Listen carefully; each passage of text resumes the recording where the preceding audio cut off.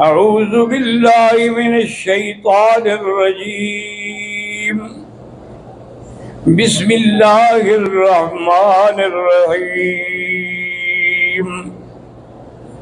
وبشر الصابرين الذين إذا أصابتهم مصيبة قالوا إنا لله وإنا إليه راجعون أولئك عليهم صلوات من ربهم ورحمة فأولئك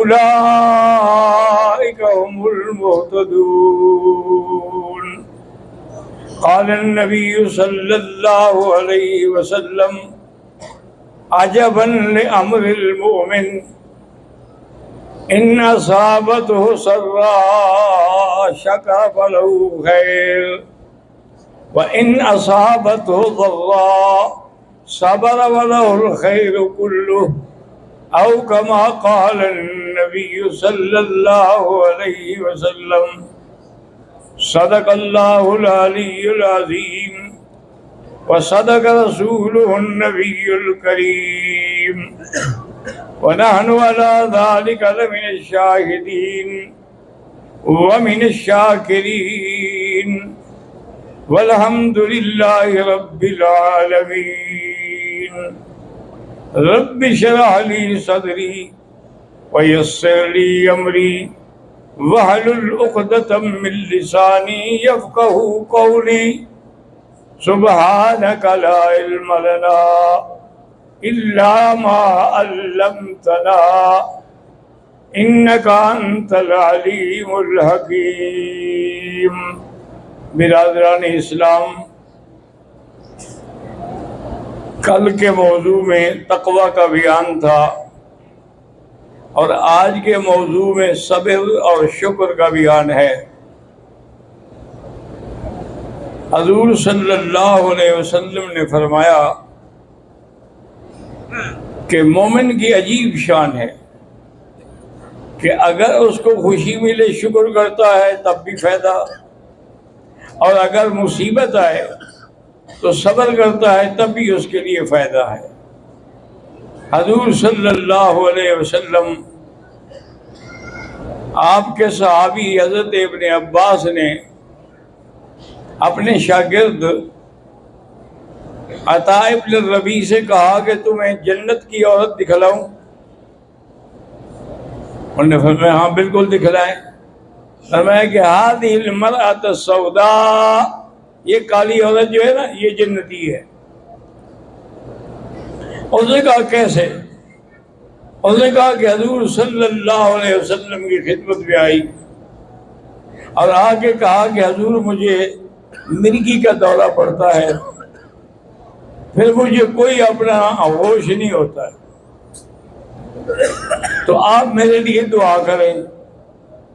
حضور نے فرمایا دیکھو بات سنو، اگر تم صبر کرنا چاہتی ہو تو میں دعا کرتا ہوں صبر کے لیے، اور اس کے بدلے میں اللہ تمہیں جنت دیں گے. اور اگر صبر نہیں کر سکتی ہو تو پھر میں دعا کرتا ہوں کہ اللہ آپ کو شفا دے. اور نے کہا حضور میں صبر کروں گی مجھے جنت ملے. حضور سے آخر میں عرض کیا کہ حضور ایک دعا کر دیں کہ مجھے جب دورہ پڑتا ہے تو میرے کپڑے بعض اوقات کھل جاتے ہیں، میں بے پردہ ہو جاتی ہوں، یہ دعا کر دیں کہ مجھے دورہ چاہے پڑے لیکن میں بے پردگی سے بچ جاؤں. حضور صلی اللہ علیہ وسلم نے دعا کر دی. تو جب اس نے کہا میں صبر کروں گا تو آپ نے فرمایا یہ جنتی عورت ہے. تو جس کے بارے میں حضور فرماتے ہیں کہ یہ جنتی ہے تو اس میں کوئی شک ہے؟ اس لیے میں نے تمہیں کہا ہے کہ اگر دیکھنا چاہتے ہو جنت کی عورت تو یہ امرأۃ السوداء ہے. اور اسی طرح یاد رکھیں کہ مصیبت جو آتی ہے اس کا وجہ جو ہے کافروں کے لیے یا گناہ گاروں کے لیے تو ان کے گناہ ہیں. لہا ما کسبت وعلیہا ما اکتسبت. لیکن یہ غور کریں کہ نیک لوگوں پر مصیبت کیوں آتی ہے؟ جو لوگ نیک ہیں، صالح ہیں، پابند صوم و صلات ہیں، ان پہ مصیبت کیوں آتی ہے؟ تو علماء نے لکھا ہے کہ ان پر مصیبت آتی ہے ان کے کفارہ سیئات کے لیے، کہ ان کے گناہوں کا کفارہ ہو جاتا ہے۔ جب وہ اس پہ صبر کرتے ہیں تو ان کے گناہوں کا کفارہ ہو جاتا ہے۔ اسی لیے اب آپ دیکھیں کہ انبیاء پر مصیبتیں آئیں، کتنی بڑی بڑی مصیبتیں آئیں، حتیٰ کہ حضور نے فرمایا اشد بلاء الانبیاء الامثل فالامثل، کہ سب سے زیادہ امتحان میں، دکھ میں، تکلیفوں میں انبیاء ہوتے ہیں۔ ان کے بعد جیسے جیسے درجہ ہو ویسے ویسے مصیبت ہوتی ہے۔ اور اسی طرح فرمایا اوذیت فی سبیل اللہ ما لم یؤذ احد قبلی قط، حضور نے فرمایا کہ مجھے جو ایذا ملی ہے اور جتنی دکھ میں نے برداشت کیا ہے، مجھ سے پہلے کسی نے برداشت نہیں کیا۔ صلی اللہ علیہ وعلا آلہ وصحابہ وسلم۔ تو اب حضور تو گناہوں سے پاک ہیں، تو وہ امتحان کیوں آئے؟ تاکہ آپ کے درجات اور زیادہ بلند ہوں۔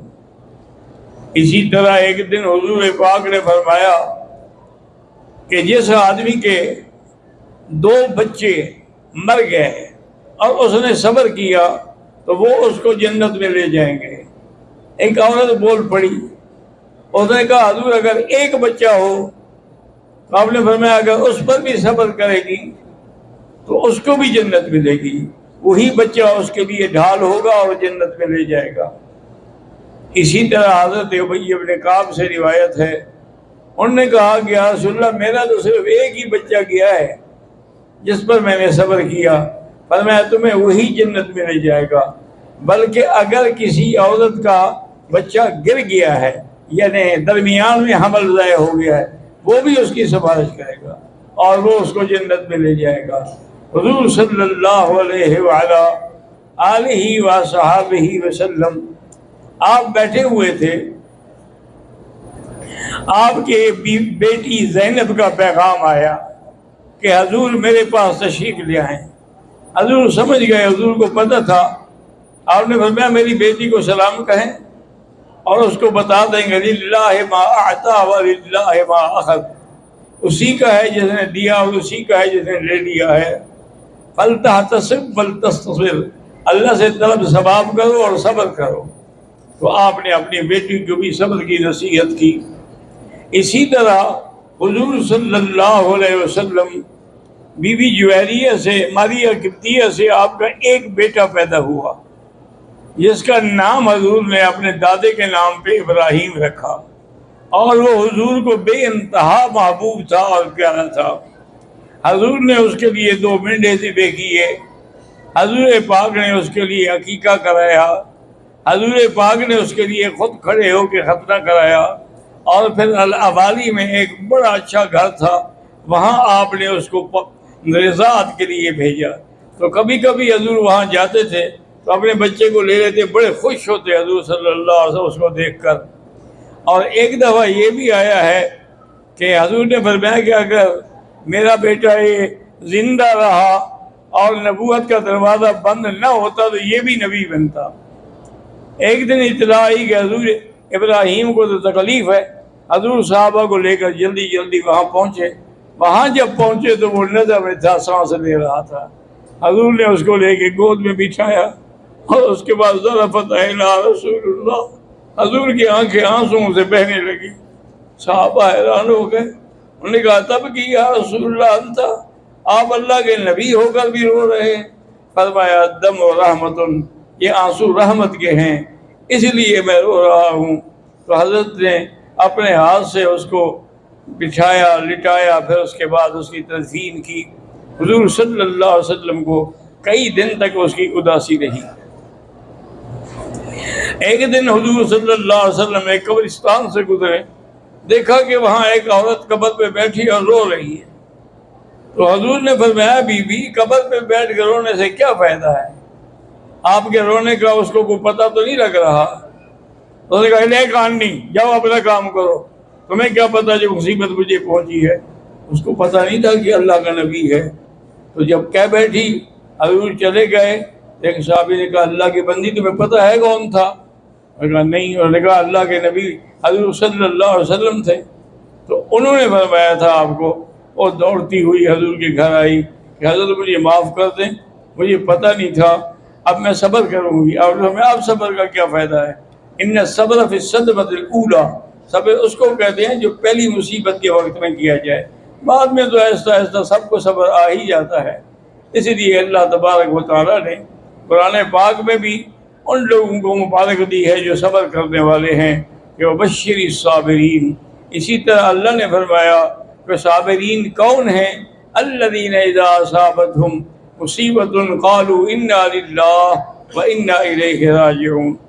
اگر کسی کا بچہ فوت ہو گیا تو ملائکہ نے اس کی روح قبض کی, تو اللہ فرماتے ہیں کہ تم نے میرے بندے کا جگر کا ٹکڑا جو ہے وہ نکال لیا. انہوں نے کہا حضور اللہ کا حکم تھا, وقت معین تھا. آپ نے فرمایا اچھا یہ ہونے پر اس نے کیا کہا؟ نے کہا اللہ کا اس نے حمد کیا اور کہا انا للہ و انا الیہ راجعون. بس اس نے یہ آیت پڑھی اور اللہ کا شکر ادا کیا. تو اللہ تبارک و تعالیٰ حکم دیں گے ابنوا لہ بیتا فی الجنہ, جنہ میں اس کے لیے گھر بناؤ, اور اس گھر کا نام بھی بیت الحمد ہوگا, کہ شکر کرنے والوں کا وہ گھر ہوگا. تو اللہ تبارک و تعالیٰ نے ہمیں بھی, آپ کو بھی, سب کو حکم دیا ہے کہ صبر سے کام لیں. اب آپ کو پتہ ہے کہ مجھے کتنی تکلیف ہے, انسان پر کیا گزرتی ہے کہ جب وہ اس حال میں عوام کے سامنے بیٹھا ہو, لیکن پھر بھی میں نے درس نہیں چھوڑا. تو آپ دعا کریں کہ اللہ مجھے بھی صحت و عافیت عطا فرمائے اور میری یہ تکلیفیں جو ہے ساری رفع ہو جائیں.